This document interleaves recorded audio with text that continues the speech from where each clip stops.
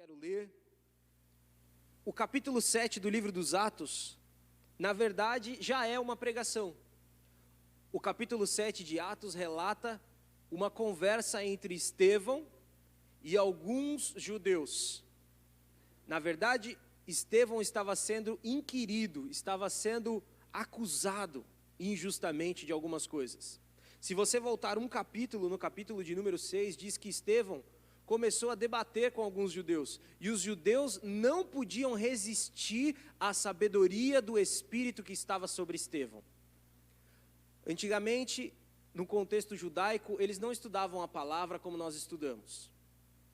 Eles tinham alguns costumes distintos. Na sinagoga, por exemplo, não se sentava em formato de auditório, como nós sentamos. Sentava-se em formato quase que de roda. Em formato ali, não de auditório, mas num formato ali onde as pessoas conseguiam olhar umas para as outras. E aquele que ia ler a lei, aquele que ia ler a palavra, ficava no meio, lia-se a palavra de Deus sobre uma cadeira chamada cadeira de Moisés. Os judeus, eles, por exemplo, o conceito de reverência deles era diferente do nosso. Às vezes a gente, como pastor, ou muitas pessoas que vão ler a palavra, eles dizem, vamos nos colocar de pé em reverência à palavra de Deus? Os judeus, quando iam estudar a Bíblia, era o contrário, eles sentavam em reverência à palavra de Deus. Mas enfim, Estevão começou a conversar ali com alguns judeus e debater sobre a palavra, e eles não conseguiam refutar os seus argumentos. Os argumentos de Estevão era que Jesus de Nazaré era o Cristo, era o Messias, era o ungido de Deus, que veio para libertar Israel e veio para libertar o homem.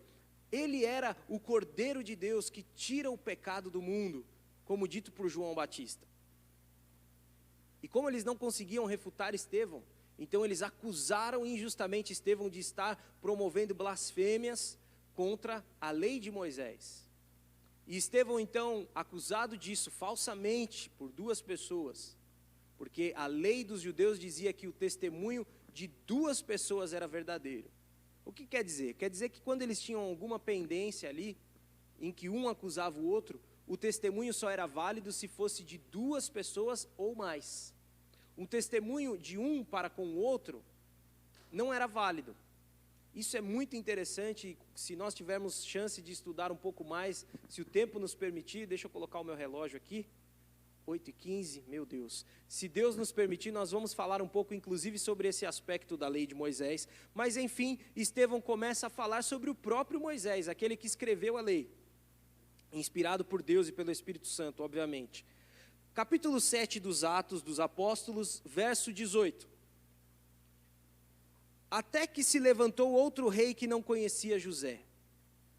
Se você tiver a oportunidade de ler em sua casa, Estevão estava discorrendo desde o Gênesis, desde ali de Abraão, e aqui ele chega no Êxodo. Até que se levantou outro rei que não conhecia José. Esse, usando de astúcia contra a nossa linhagem, maltratou nossos pais, ao ponto de os fazer enjeitar as suas crianças, para que não se multiplicassem. Falando aqui sobre o faraó. Nesse tempo nasceu Moisés, e era muito formoso, e foi criado 3 meses em casa de seu pai. E sendo enjeitado, tomou-o a filha de Faraó, e o criou como seu filho, aleluias.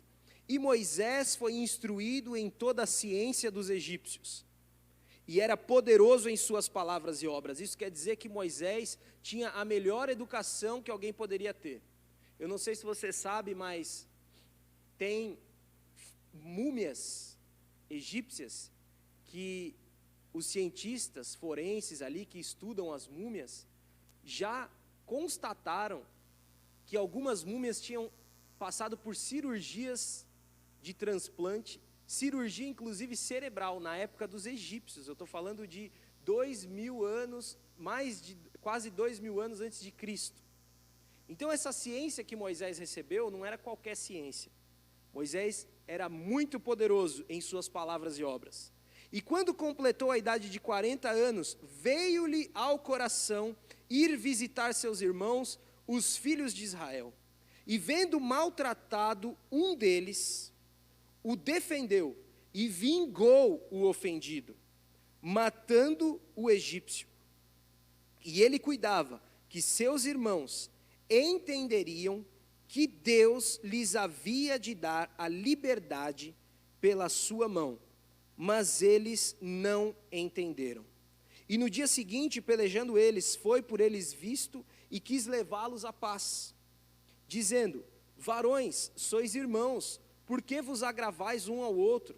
E o que ofendia ao seu próximo, o repeliu, dizendo: quem te constituiu príncipe e juiz sobre nós? Queres tu matar-me como ontem mataste o egípcio? E a esta palavra fugiu Moisés, e esteve como estrangeiro na terra de Midian, onde gerou 2 filhos. E aqui eu quero dar uma pausa na leitura da Bíblia, para deixar alguns pontos de reflexão para você. Querido, a Bíblia diz que Moisés foi escolhido por um desígnio de Deus. A Bíblia, através de Estevão, relata que um faraó ingrato, que não reconhecia José, não que não conhecia, mas que não reconhecia José, que não reconhecia o livramento que Deus deu ao Egito pelas mãos de José, que não reconhecia e que não tinha gratidão pela história que José construiu no Egito, pela história que todos aqueles judeus construíram no Egito.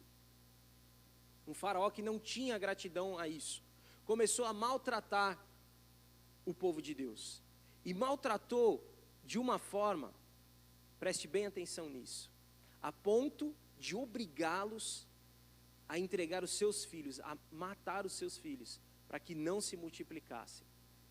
O que é mais interessante é que Estevão usa a mesma palavra, enjeitar as suas crianças. E quando ele se refere a Moisés, também diz que Moisés também foi enjeitado. Isso quer dizer que Moisés também teve o mesmo destino das outras crianças. Também foi jogado no Nilo. Também sofreu ali uma perseguição direta de Faraó. A diferença é que Deus tinha um plano na vida de Moisés. Este plano na vida de Moisés não era um plano unicamente para ele, era um plano de salvação para o povo de Deus. É isso que nós precisamos entender, e aqui é a primeira reflexão que eu quero deixar para você. Deus tem sim um plano na sua vida, mas o plano de Deus na sua vida não se resume a você. O plano de Deus se resume a toda a sua casa, a sua família. Deus quer te usar como um agente de salvação. É isso que nós perdemos nos últimos tempos, com algumas palavras até, alguns erros teológicos, que nos faz pensar numa teologia humanista, de que Deus está lá no céu implorando para nos fazer entrar no seu plano, porque Ele tem um plano para nós, porque, nossa, Deus te ama muito. Isso é verdade, irmão, mas o plano que Deus tem para você não se resume a você. O plano de Deus na sua vida é muito maior, e eu quero falar algo para você que pode te chocar, mas você não é a igreja. E eu quero repetir isso para você que está em sua casa. Você não é a igreja. Nós somos a igreja. E isso faz toda a diferença. Pastor, mas eu não sou o templo do Espírito Santo? Sim, você é o templo, você é a habitação do Espírito Santo. Mas você sozinho não é a igreja. Você já viu um dedinho ser chamado de ser humano? Se eu cortar o meu dedinho aqui, deixá-lo ir embora, será que alguém vai reconhecer e falar assim: o Fred está aqui. Cadê ele? Aqui. Não, eu não sou o meu dedinho. Eu sou todo o corpo, eu sou tudo isso que você está enxergando aí. Jesus Cristo disse que a igreja é o seu corpo. Então, um indivíduo não é a igreja, nós somos a igreja. Nós somos o povo escolhido de Deus. Era isso que Moisés precisava entender antes de fazer aquilo que ele fez. A Bíblia diz que Moisés foi instruído em toda a ciência dos egípcios, ele era um príncipe do Egito.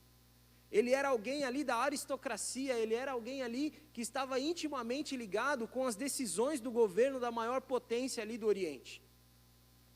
Isso quer dizer que Moisés foi ensinado sobre política, sobre geografia, sobre medicina, foi ensinado a falar para grandes multidões, ele era poderoso em obras e palavras, foi ensinado a manejar uma espada, foi ensinado a lutar, foi ensinado matemática, foi ensinado ali a língua dos egípcios. Moisés entendia de literatura, ele tinha acesso a todos os escritos que os egípcios tinham. Aí estava o grande erro de Moisés, achar que por causa disso, por ter toda essa capacidade, E unicamente por isso, os seus irmãos entenderiam que a libertação de Israel viria por eles. E aqui eu quero deixar uma outra reflexão para você. Não coloque o seu braço onde Deus quer pôr a mão dele. Não coloque o seu braço onde Deus quer pôr a mão dele. Moisés achava que por saber leis, por saber ali falar com o público, por saber falar, por saber fazer negociações diplomáticas com outras nações, por ser poderoso em palavras e obras, por ser respeitado, isso lhe conferia autoridade sobre os seus irmãos. Olha que interessante, irmãos, e eu quero deixar essa reflexão para você. Quando aquele judeu ali, naquela época nem era chamado de judeu, o termo judeu é relativamente novo se for comparar a Moisés, o povo só é chamado de judeu ali depois do cativeiro babilônico, ali no livro de Esther e etc. Mas eu quero deixar essa reflexão para você. Os israelitas, o hebreu ali, que é o primeiro termo que é utilizado para referir-se à descendência de Abraão, o hebreu ali faz um questionamento a Moisés: quem te colocou como príncipe sobre nós? Isso queria dizer o seguinte: nós não reconhecemos a autoridade do Egito, porque Moisés era príncipe, sim ou não? Responda você que está aí na sua casa. Moisés era príncipe, Moisés tinha autoridade na terra, sim ou não? Tinha. Moisés era poderoso em obras e palavras. Se Moisés soltasse ali um decreto, claro que debaixo da autoridade do faraó, mas Moisés tinha autoridade no Egito, ele era príncipe sim. Aqueles hebreus deviam-lhe obediência. A diferença e aquilo que o hebreu estava falando, era Deus falando para Moisés: a autoridade, você só vai ter autoridade se antes o Pai lhe conceder autoridade. A autoridade humana, irmãos, não pode fazer aquilo que é desígnio de Deus. Imagine essa situação que nós estamos vivendo agora. Que autoridade tem os presidentes desta terra, do país, de qualquer que seja o país, seja Estados Unidos, seja ali os líderes da União Europeia, seja ali os líderes da China, seja aqui o presidente do Brasil, que autoridade ele tem sobre o coronavírus? Nenhuma. O coronavírus pode virar para ele e falar: que autoridade você tem sobre mim? Quem te colocou você como juiz ou como príncipe sobre o vírus? Um vírus, irmão, que é menor do que a menor célula do corpo humano. E nenhum de nós tem autoridade sobre ele. Sabe por quê? Porque toda autoridade provém do Pai, provém de Deus.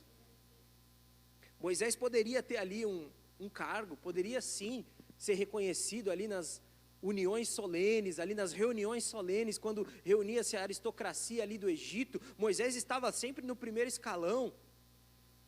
Mas ele não tinha autoridade que viria de Deus, e ele precisava entender isso. Deus tinha sim escolhido Moisés, mas Moisés achava que Deus o tinha escolhido unicamente por sua capacidade humana. Olha que interessante a revelação que Estevão traz, que o livro do Êxodo, que conta essa história, não traz para nós. O verso 25 diz: e ele achava, ou ele cuidava, em outras traduções, ele cuidava que seus irmãos entenderiam que Deus lhes havia de dar a liberdade pela sua mão, mas eles não entenderam. Agora deixa eu te perguntar, quem falou isso para Moisés? Quem disse para ele? Quem deu esse veredito para ele? Ele achava o seguinte: olha, eu estou aqui nessa posição que eu estou, não é por acaso. E esse pensamento de Moisés era correto.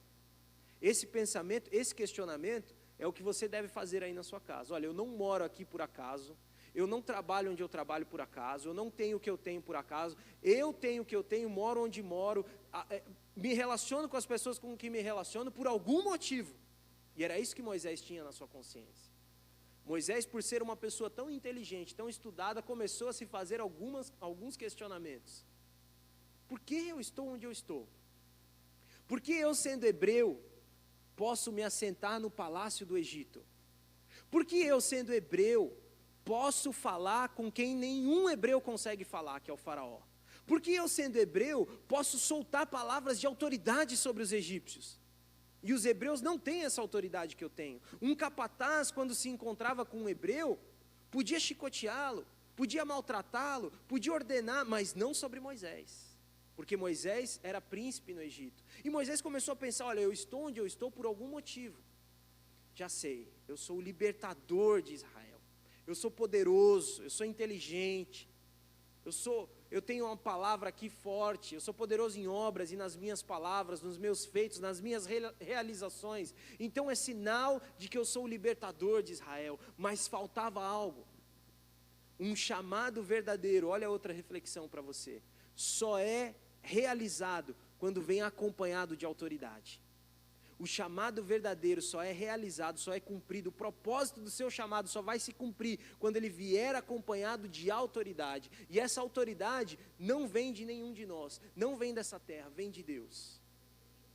Moisés precisava revestir-se dessa autoridade, e ele não tinha essa autoridade. Ele precisou ir para o deserto, passar 40 anos sendo pastor. Precisava passar 40 anos sendo pastor. Por quê? Porque Deus precisava sim de um príncipe, Deus precisava sim de alguém inteligente, Deus precisava sim de alguém entendido em leis, mas precisava também de um pastor, precisava também de alguém humilde, precisava de alguém também que fosse manso, que não resolvesse as coisas como Moisés estava acostumado a resolver. Porque como que os homens resolvem as coisas? Na base da força. E a Bíblia diz que não é por força nem por violência que se dá a salvação. A Bíblia relata que quando Jesus estava para ser preso ali no Getsemane, ali no Jardim das Oliveiras, Pedro tira a sua espada e corta a orelha de um dos soldados. E Jesus fala o seguinte: Pedro, você não entendeu nada. Se fosse para brigar, se fosse para ter briga, se fosse para ir para as vias de fato, não era mais fácil eu pedir para Deus mandar legiões lá do céu? Se fosse para ser na força, se fosse para ser na discussão, se fosse para ser na canetada, se fosse para ser na base do top-down, da ordem que vem de cima, não era mais fácil eu pedir para Deus, que tem todo o poder? A Bíblia diz que Deus não é poderoso, Deus é todo poderoso. A Bíblia diz através do apóstolo Paulo que toda autoridade é constituída por Deus. E ali Jesus está dando uma lição de autoridade para Pedro. E ele segue o relato bíblico dizendo, ali quando está na frente de Pilatos, o seguinte, preste bem atenção. Pilatos diz: eu tenho autoridade, Jesus, para te prender ou para te soltar. E Jesus responde: não. A autoridade que você tem, você só tem porque o meu Pai permitiu que você tivesse. Você está achando que você aqui é grande coisa. Você está achando que aqui você é o rei. Mas você não é o rei, você é o peão. O rei dos reis está lá no céu comandando as suas ações, e essa autoridade que você tem, ela serve apenas para cumprir um desígnio de Deus de salvação. E aqui é a reflexão mais forte que esse texto traz, e aqui é a reflexão mais forte que a vida de Moisés pode trazer. A libertação, a salvação não vem de autoridade humana, não vem de vós, mas vem de Deus. É dom gratuito de Deus mediante a fé. É assim que nós somos salvos. Aquele hebreu tinha razão. Quem era Moisés ali? Ele não era libertador, ele não era juiz, ele não era príncipe, ele não era nada. Ele veio a se tornar depois, quando Deus constituiu autoridade sobre ele. E aqui eu quero deixar essa reflexão para você. A única salvação que você pode ter não vem do seu braço, não vem da sua capacidade, não vem das suas faculdades mentais. Não, a salvação vem como graça de Deus mediante a sua fé. Era isso que Moisés precisava entender. Sim, eu sou o libertador, sim, eu tenho um chamado, mas esse chamado só vai se cumprir se vier acompanhado da autoridade de Deus. E essa é a grande questão da salvação, irmão.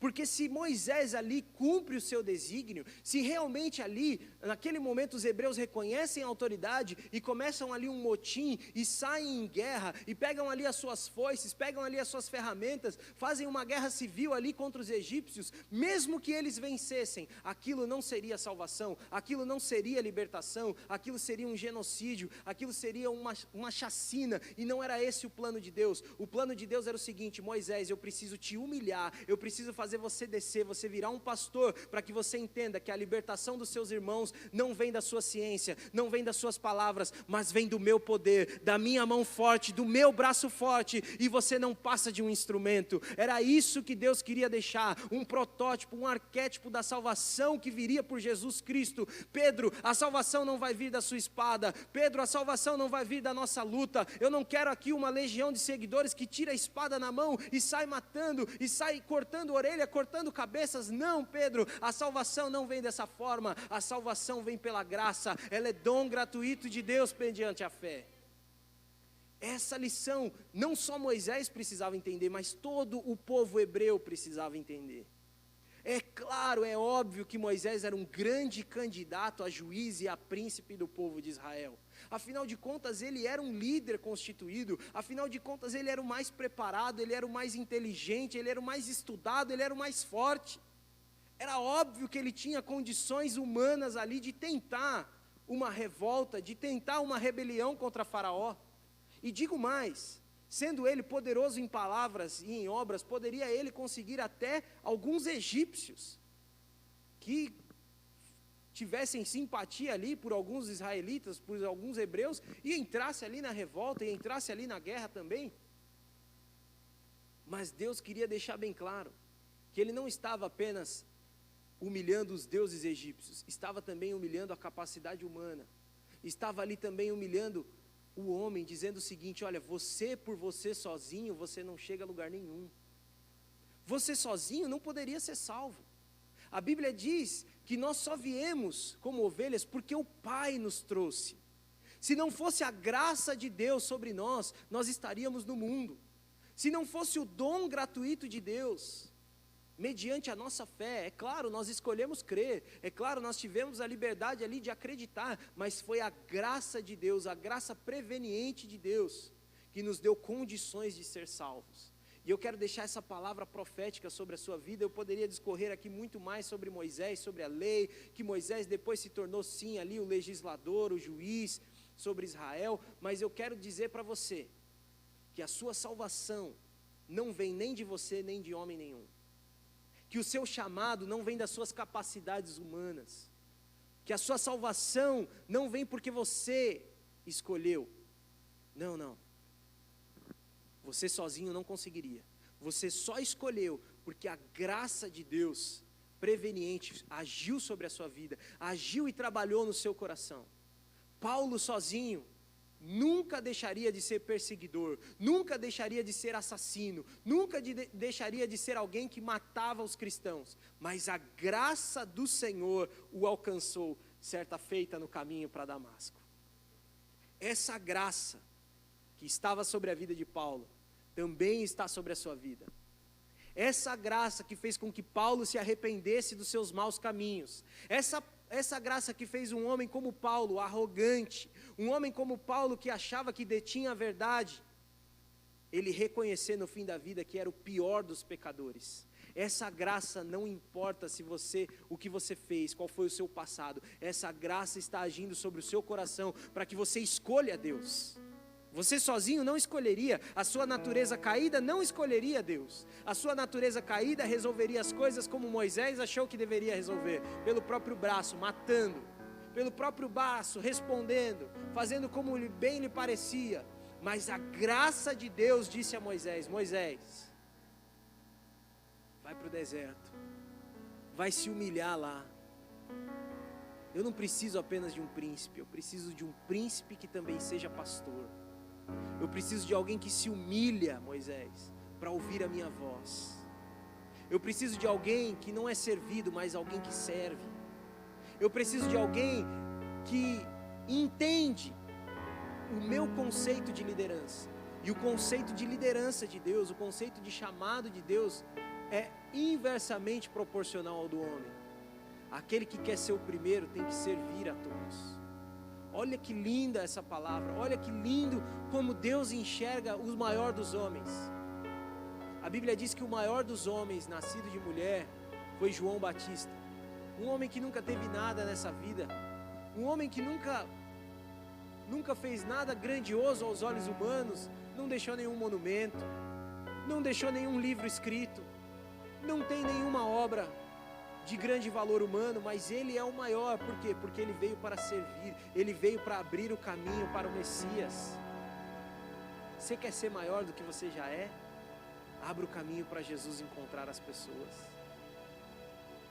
E eu, pastor, que eu ainda nem tenho Jesus Cristo, você é como esse hebreu. Talvez você nunca imaginou que alguém pudesse libertar você, como aquele hebreu disse. Quem é você? Você não tem autoridade. Talvez muitas pessoas já pregaram para você. Pastor, eu já ouvi sobre Jesus diversas vezes. Mas você ouviu alguém que achou que com o próprio conhecimento, com a própria teologia, com aquilo que estudou, ia te convencer.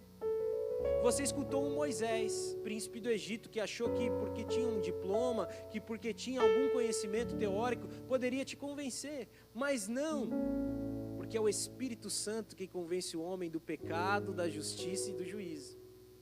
E hoje, irmãos, com toda a humildade, com toda a singeleza de coração, se o Espírito Santo agiu na sua vida através dessa palavra, se o Espírito Santo falou com você através dessa palavra, eu quero te dizer que aqui não está Moisés, não está alguém que estudou, não está alguém que tem autoridade humana, não. Aqui está o Espírito Santo de Deus, e é Ele que quer falar ao seu coração. 40 anos Moisés passou no Egito. 40 longos anos Moisés passou no Egito. E quando ele volta, Estevão fala dessa ironia, no verso, se não me engano, de número 34, do mesmo capítulo que lemos. Olha que interessante. Tenho visto atentamente a aflição do meu povo que está no Egito, e ouvi os seus gemidos, e desci a livrá-los. Olha que lindo.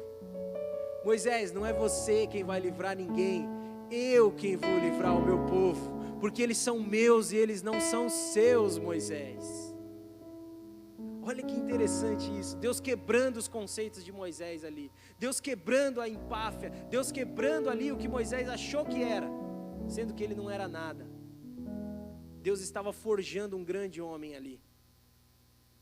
Agora, pois, vem e enviar-te-ei ao Egito. No verso 25, Moisés estava achando que o povo entenderia que era por ele que viria a salvação, e era, mas não naquela hora. Talvez você esteja em casa se perguntando, nossa, eu achei que eu tinha um chamado, eu achei que eu ia fazer, que eu ia acontecer. Esse foi o seu erro, você achou que você ia fazer acontecer. E talvez você esteja nesse período de deserto, talvez você esteja nesse momento de deserto sozinho, apacentando poucas ovelhas que nem são suas, são do sogro. Moisés não apacentava as ovelhas dele, Moisés apacentava as ovelhas do sogro. Davi não apacentava as próprias ovelhas, ele apacentava as ovelhas do pai dele. Está vendo que Deus escolhe homens sem eira nem beira, sem nada para apresentar? Porque são esses homens desapegados que Deus quer. Quando Deus diz para Moisés, agora eu vi o sofrimento, a aflição do meu povo, e eu desci para livrá-los. Agora, Moisés, chegou a hora. Lembra o que você achava de 40 anos atrás? Era agora, era hoje. Hoje é o tempo da salvação. Deixa eu falar algo para você, não foi ontem, não foi semana passada, não foi quando a igreja estava aberta, não foi 10 anos atrás, é agora, é hoje que Deus quer cumprir um propósito na sua vida, um propósito de salvação, porque tem irmãos seus sofrendo no Egito, tem irmãos seus debaixo das garras do nosso adversário, de Satanás, sendo escravizados. Agora, pois, Deus te chama, igreja, agora, pois, Deus te chama, Moisés, e diz para você que agora você está pronto, agora é a hora de você entender, de você voltar aos seus irmãos, a este Moisés, ao qual haviam negado, dizendo, quem te constituiu príncipe e juiz? A este enviou Deus como príncipe e libertador, pela mão do anjo que lhe aparecera na sarça. A este Moisés que fora negado, a este Moisés, Deus constituiu como príncipe e libertador. Deus te constituiu agora como príncipe e libertador. A você, meu irmão, a você, meu querido, Deus tem um propósito na sua vida. E é essa reflexão que eu quero deixar para você. É através do Espírito Santo que eu faço esse apelo a você. Se você quer viver um novo começo. E olha que interessante, o livro do Êxodo traz um novo começo sob duas óticas. Sob a ótica dos hebreus e sob a ótica de Moisés. E hoje eu quero falar com Hebreus e com Moisés.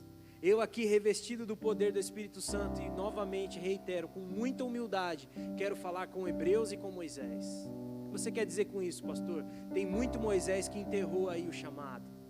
Tem muito Moisés que tentou agir pelo braço e não deu certo. A igreja faliu, a igreja diminuiu, o ministério que tinha faliu. Pastor, eu fiz com tão bom coração. Pastor, eu achei que eu estava pronto, eu estudei.